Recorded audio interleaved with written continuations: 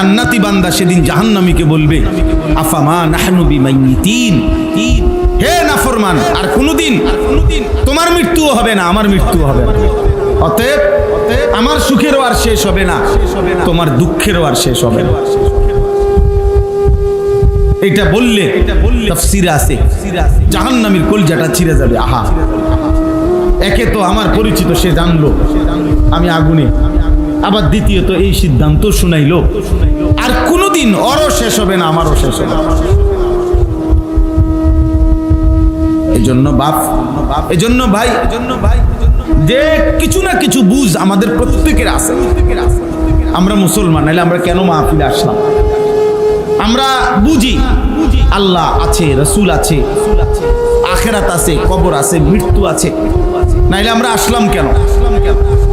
নাইলে আমরা বুঝলাম তো, আমরা তো বুঝি যে আসছেন, ছেলেরাও যারা আসছে ওরা যত মহব্বত করে আমাকে আসুক মনে করেন, এ তো এটা বোঝে এই হুজুর এ তো নাচ গানের কথা বলবে না, এ তো আখেরাতের কথা বলবে, কবরের কথা বলবে, পরকালের কথা বলবে, জাহান্নামের কথা বলবে। তাহলে এটা তো আব্বা তুমি বুঝো, এই জন্যই তো আসছো। তাহলে এবার একটু আগাইলে কি হয়? আল্লাহর পথে নামাজের জন্য নিজেকে একটু আগাইলে ক্ষতিটা কি? বছরের পর বছর শুনলাম, এক এক সময় এক এক বক্তাকে পছন্দ করলাম, এক এক সময় এক এক বক্তার ওয়াজ শুনলাম, কারো সুর, কারো টান, কারো চিৎকার। কিন্তু আমার পরকালের কি হবে? আখিরাতের কি হবে আমাদের? এজন্য আমরা মনে করাই দিলাম, এটা আমাদের ডিউটি। প্রতিদিন আমরা আলহামদুলিল্লাহ আখিরাত মনে করাই, প্রতিদিন। কেউ না শুনুক, কোনো অসুবিধা নেই। হযরত নূহ আলাইহিস সালাম 950 বছর মানুষকে আল্লাহর দিকে ডাকছে, 950 বছর, মাত্র 80 জন লোক কালেমা পড়ছে। 950 বছরে উনার হাতে কালেমা পড়ছে কয়জন? শুধু 80 জন, শুধু 80 জন। কি পরিমাণ নাফরমান ছিল সেই মানুষগুলো, আজ তাদের কি পরিণতি? আজ তারা কোথায়? পৃথিবীর জালেমরা, পাপীরা কোথায়? ওয়ালাকাদ কাযযাবাল্লাযীনা মিন ক্বাবলিহিম, আল্লাহ বলে যুগে যুগে যারা আমি আল্লাহর কথাকে মিথ্যা মনে করেছে, ফাকাইফা কানা নাকির, আমার বিরুদ্ধাচরণ করার পরিণতি তাদের কি হয়েছে তুমি খবর নাও না। তুমি ইতিহাসের বইতে পড়ো। আপনার তোমরা একটা কলেজের ছেলে, স্কুলের ছেলে, মনে করো ভাই আমরা বলছি যে ফেরাউনকে আল্লাহ পানিতে ডুবাইছে, ধ্বংস করে দিছে, তোমার কাছে তার বিকল্প কোনো তথ্য আছে কিনা তুমি খুঁজো, যে না হুজুর আমি পাইছি, আমি গবেষণা করে পাইছি যে না ফেরাউন পানির ডুবে নাই। এর বিকল্প তথ্য আসেনি কারো কাছে। নমরুদের যেই পরিণতি আল্লাহর কোরআন বলছে, এর বিকল্প কোনো তথ্য পৃথিবীর কোনো বেঈমানের কাছেও তো নাই। কোন কাফেররাও তো, কোন ইউরোপ আমেরিকার বেঈমানও তো এই কথা খুঁজে পায় নাই। এর ব্যতিক্রম কিছু। তাহলে জালেমের পরিণতি যে আযাব হয়, নাফরমানের পরিণতি যে লজ্জা হয়, আযাব হয়, এর ব্যতিক্রম ফলাফল এই পৃথিবীতে একটা নমুনা নাই, একজন নমুনা নাই। যে দেখেন হুজুর এই বেটা 40 বছর এই পৃথিবীতে জুলুম করছে, অথচ আজকে 400 বছর পরেও মানুষ তাকে শ্রদ্ধার সাথে স্মরণ করে, এমন পৃথিবীর একটা ঘটনা কোথাও আছে? বলে না, বলো না ভাই, একজন বলো, জেলে একটা চরিত্রহীনের নাম বলো, যে পৃথিবীর ওই চরিত্রহীন লম্পট আজকে 100 বছর পরে পৃথিবীবাসী তাকে সম্মান করছে। কে সে? বলো ভাই। তাইলে মনে রাখতে হবে আখিরাত তো আছেই, গুনাহ আর নাফরমানির পশ্চাতে, পিছনে, আড়ালে আগামী দিনে দুনিয়াতেও তোমার জন্য বেইজ্জতি অপেক্ষা করছে। এই নারী, এই ছবি, এই মদ, এই জুয়া, এই মোবাইল, এই জিনা, এই ব্যভিচার, এই অশ্লীলতা, এই বেহায়াপনা, এই সুদ, হারাম, খোদার কসমের পিছনে অপমান, লজ্জা, বংশের পর বংশ, প্রজন্মের পর প্রজন্ম বয়ে বেড়াইতে হবে। লোকে বলবে তোর দাদা অসৎ ছিলেন, তোর বাপ হারাম করছিল, তোর মা 2 নম্বর ছিল, তোর বোন 2 নম্বর ছিল। এই পাপের বোঝা প্রজন্মকে বইতে হয়, জেনারেশনকে বইতে হয়, পরবর্তী জেনারেশনকে বইতে হয়। এই জন্য আমরা মনে করাইলাম, প্রত্যেকের কাছে বললে, অনেক নওজোয়ান ছেলে তোমরা আব্বা তোমার লগে তুমি বুঝাপড়া করবে যে তুমি শেষ পর্যন্ত পৃথিবীতে, আখেরাত তো আছেই, কিন্তু পৃথিবীতে তুমি কোনোদিন তোমাদের এই গুনার পরে এই যে বেনামাজি জীবন, নামাজ নাই, সেজদা নাই, আল্লাহ নাই, রসুল নাই, পাক নাফাকের ধারণা, এই নারী ছবি, জিনা, ব্যভিচারের পশ্চাতে পিছনে আগামী দিনে পৃথিবীতে কোন যুগে কোন কালে তুমি কোনো সম্মান পাইবা পৃথিবীতে জীবিত থাকতে কিংবা মৃত মরার পরে?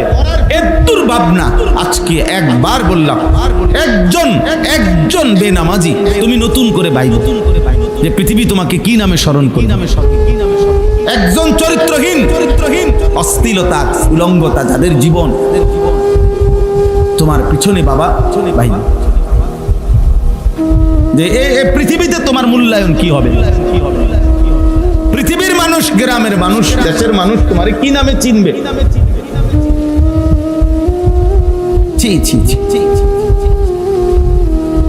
আমাদের ছোটবেলার বন্ধুরাও আছে, আমার সাথে ছোট্টবেলায় প্রাইমারি স্কুলে একসাথে পড়ছি, ওই ছেলেরাও বেঁচে আছে আলহামদুলিল্লাহ। আমার 4th শ্রেণী ক্লাস 4-এ যে আমার সাথে পড়ছে সে জগন্নাথ ইউনিভার্সিটির লেকচারার, প্রফেসর, তার সাথেও আমার কথা হয়। সে আমার ক্লাস 4-এর সাথে। ও বলে দোস্ত, আমি বাকি স্যারদের কাছে, টিচারদের কাছে বুক ফুলাইয়া বলি এই মৌলানা আমার বন্ধু, ছোটবেলার সাথী। তো আমিও এখন বললাম যে আমার বন্ধু, সে আমার ছোটবেলার সাথী, সে এখন ইউনিভার্সিটির প্রফেসর। আমার জন্য এটা গৌরব, তার জন্য এটা কি গৌরব। সে যদি আমার কথা বলে তার জন্য গৌরব, আমি যদি তার কথা বলি আমার জন্য কি। তোমরা একটা ছেলে বলো আব্বা, তুমি কোন মুখে বলবা যে আমার বন্ধু ছিল যে 24 ঘন্টায় উলঙ্গ নারী দেখতো, আমারে দেখাইতো? এই জানোয়ারের নাম কেমনে নিবা? আমার একটা বন্ধু ছিল যে কোনোদিন পেশাব করে পানি নিত না, এই হাইওয়ানের নাম, এই কুকুরের স্বভাব, এই প্রাণীর নাম কেমনে নিবা আব্বা? এই পৃথিবীতে নিবা কেমনে? তোমার সন্তানরে কি শুনাইবা?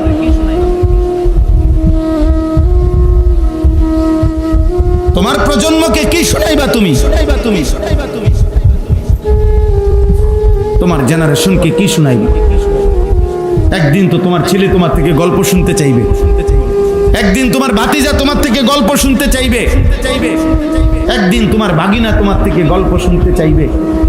তুমি কি বলবা? তোদের বয়সী ছিলাম আমরা সারাক্ষণ নারী দেখতাম। হ্যাঁ বলো, লজ্জা বলো আব্বা, হাসো বলো, তুমি বলো। তোমার বিবেকের মধ্যে যদি শয়তানে পেশাব না করে তো বলো, আপন জনকে কি শুনাইবা?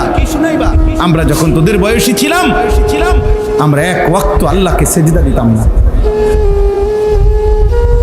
ছি ছি ছি ছি বেটা, থুতু তোর কপালে, থু বেনামাজি তোর কপালে, থুতু বেটা, লানত তোর কপালে, অভিশাপ তোর কপালে, লানত বেনামাজির কপালে, লানত। আল্লাহ লানত দিছে বেনামাজি, অভিশাপ দিছে। আল্লাহ বলছে বেনামাজি এত অভিশপ্ত যে তাকে মূলত রাজিম, তারে উচিত পাথর মাইরা এলাকা ছাড়া করা। এত নিকৃষ্ট। এজন্য আমরা এই আশ্চর্য আয়াত হজ্জের সাথে মিলাইলাম। কত হাজার বছর আগে আল্লাহর ঘর কাবা নির্মাণ করছেন ইব্রাহিম আলাইহিস সালাম আল্লাহর হুকুমে, একমাত্র ছেলেকে নিয়ে, ইসমাইলকে নিয়ে। বাহ, বাপ ফুতে মিলে আল্লাহর ঘর নির্মাণ করার পরে আল্লাহ বললেন, আমার এই ঘরে যেন মানুষ হজ করতে আসে, তুমি ঘোষণা দাও, ওয়াআদ্দিন ফিন নাস বিল হজ। হে ইব্রাহিম, তুমি মানুষের মাঝে হজ্জের ঘোষণা দাও। দেখো ভাই, এই অল্প সময়, আমি দেরি করব না। সেদিন ইব্রাহিম আলাইহিস সালাম আল্লাহকে বলছে, আল্লাহ কারে ঘোষণা দিও?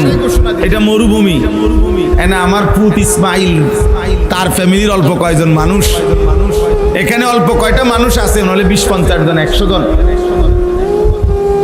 আর আপনি বলতেছেন ফিন্নাস, সমস্ত মানুষের মধ্যে আমি ঘোষণা দিতাম, আমি ঘোষণা দেব কোথায়?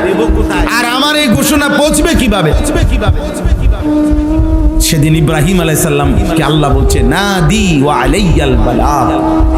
ইব্রাহিম, আজ তুমি এই মরুভূমিতে, এই একাকী বিরান ভূমিতে আমার ঘরের সামনে দাঁড়িয়ে ঘোষণা দিয়ে রাখো, আমি আল্লাহ কিয়ামত পর্যন্ত আমার এই ঘরে কারা কারা আসবে, আমি তাদেরকে নিয়ে আসব,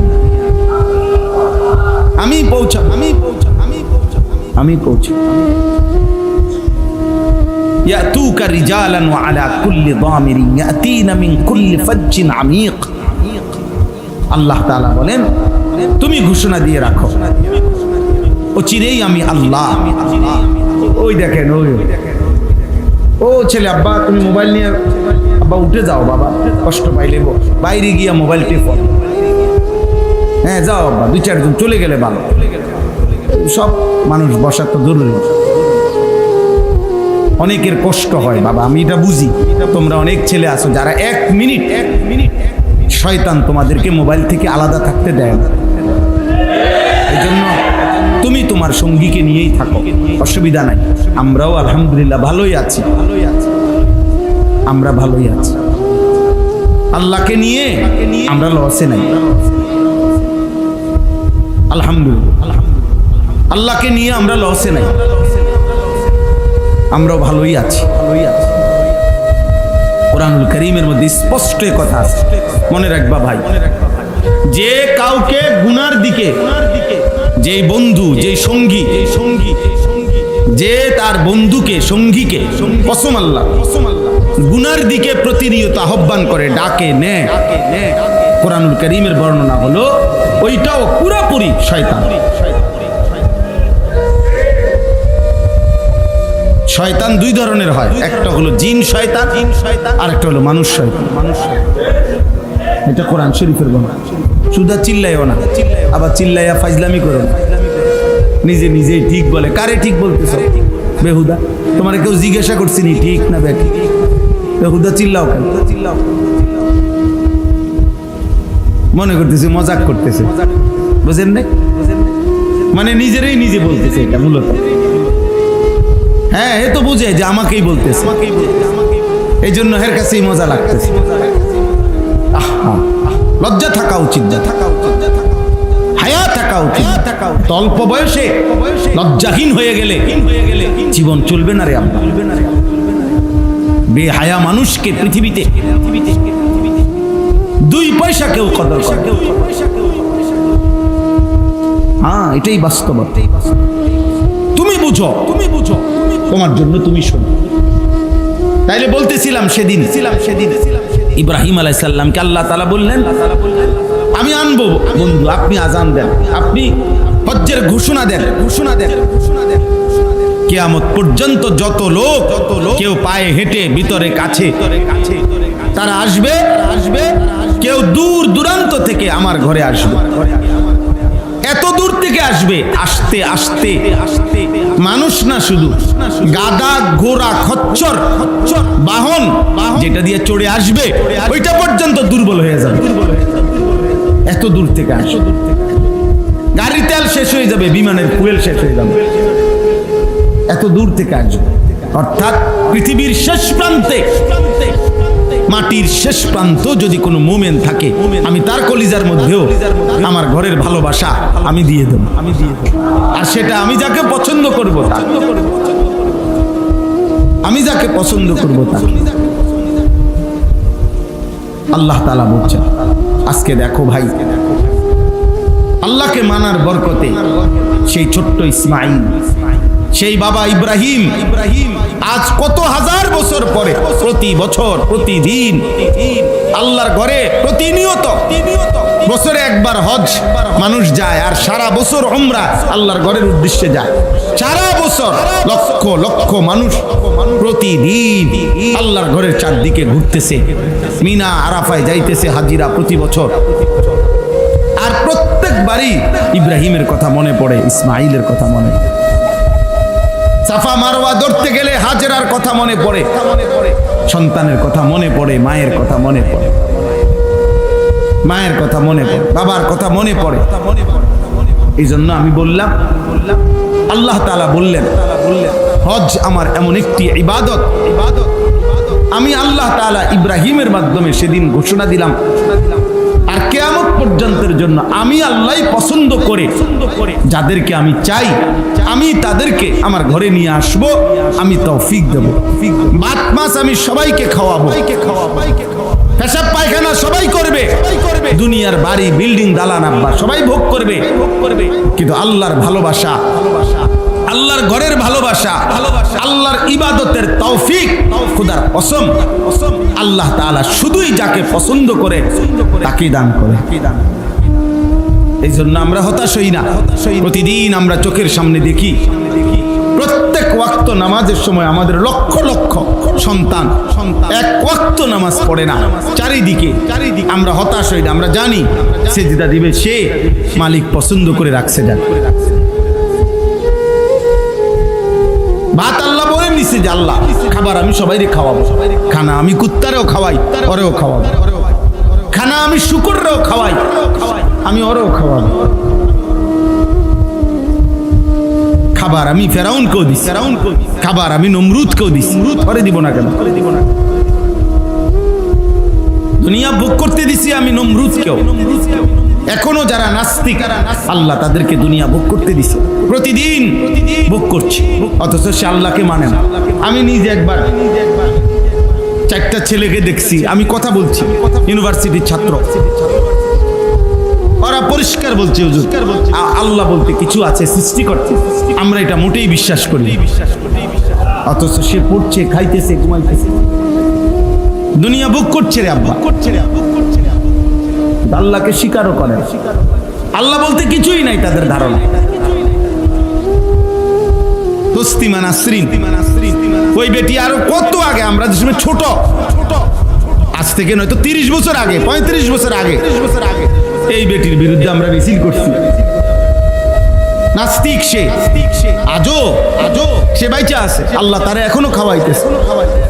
দুনিয়া মালিক যাকে তাকে খাওয়ায়, সবাইকে অনুগত, অবাধ্য, ইমানদার, নাফরমান, কাফের, মুশরিক, বেঈমান, মানুষ, জানোয়ার, কীট পতঙ্গ, জন্তু।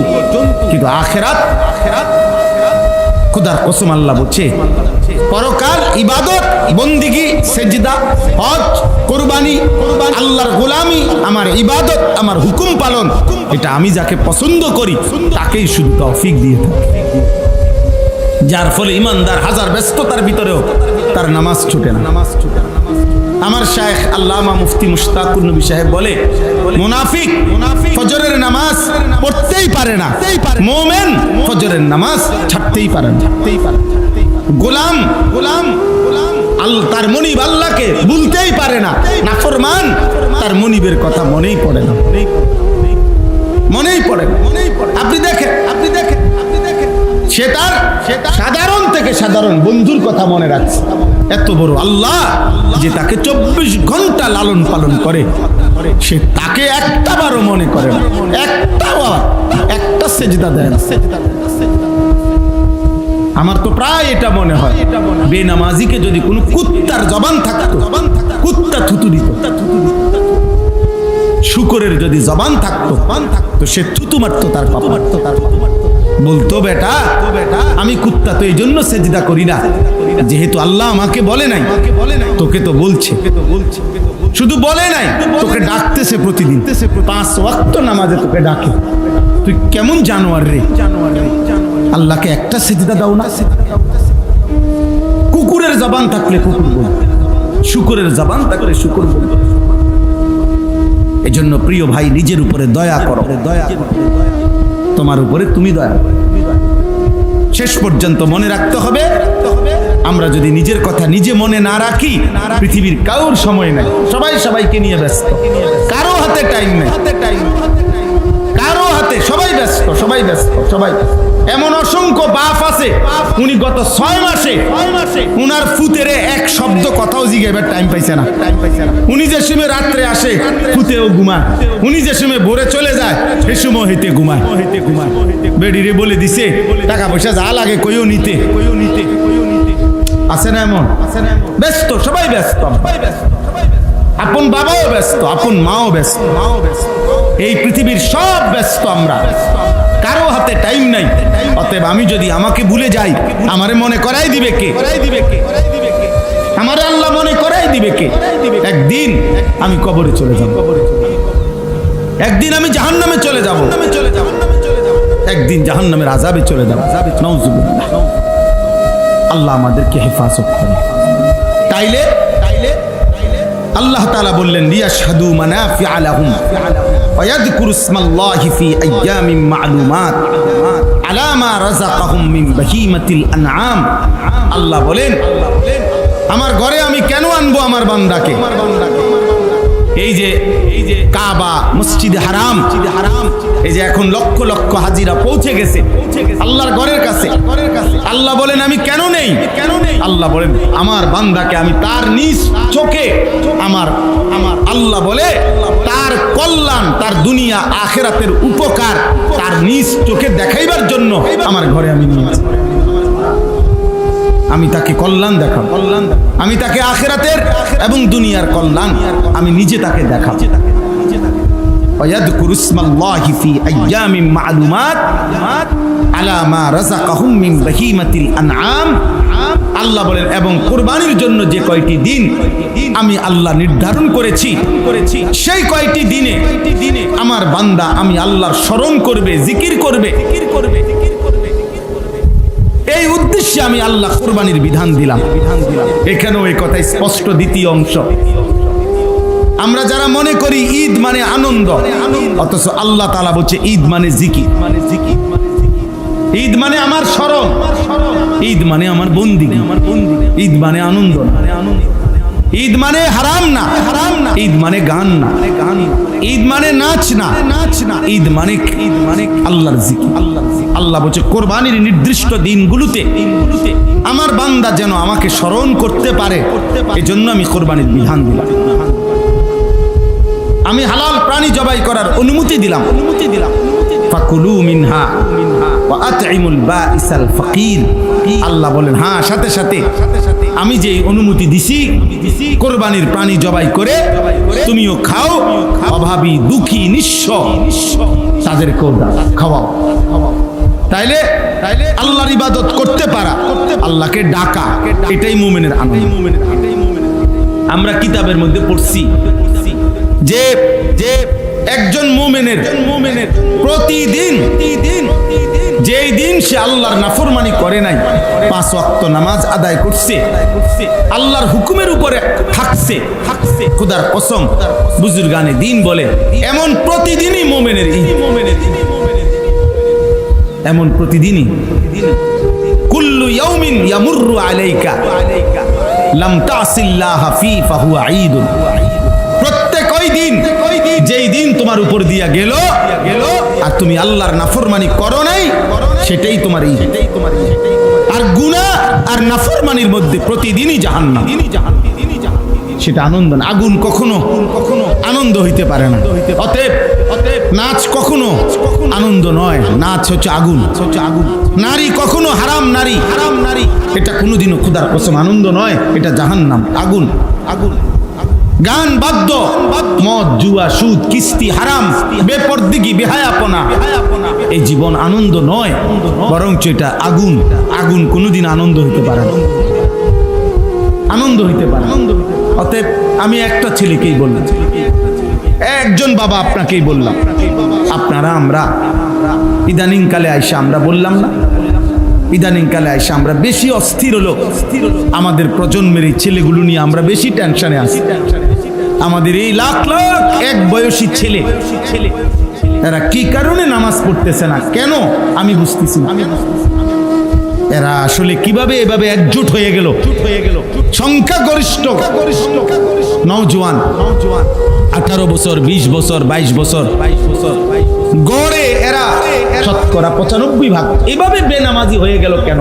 মানে কিভাবে তারা এই কথার উপরে একমত হইল যে এই বয়সটা আমরা আল্লাহর নাফরমানি করে, আল্লাহর সাথে যুদ্ধ করে, আল্লাহর সাথে লড়াই করে আমরা কাটাবো। তিনি বলবেন যা, আমরা করব তার উল্টাটা। এইটা কেমনে হইল রে আল্লাহ, কেমনে হলো? তোমরা এই ধারণা মনে করো সামনের যে কয়জন বলছ তোমাদেরকে বলি, বা তোমরাই বলো আল্লাহর সাথে তোমরা আসলে কেন এই যুদ্ধে নামলা? বিষয়টা কি আসলে? আল্লাহর সাথে তো বাবা কোনো কালে কোনো দিন কেউ পারে নাই, কেউ পারে নাই। আল্লাহ বলছে বান্দা খবর নাও তুমি, আমি তো আমার সাথে তো কেউ পারে নাই,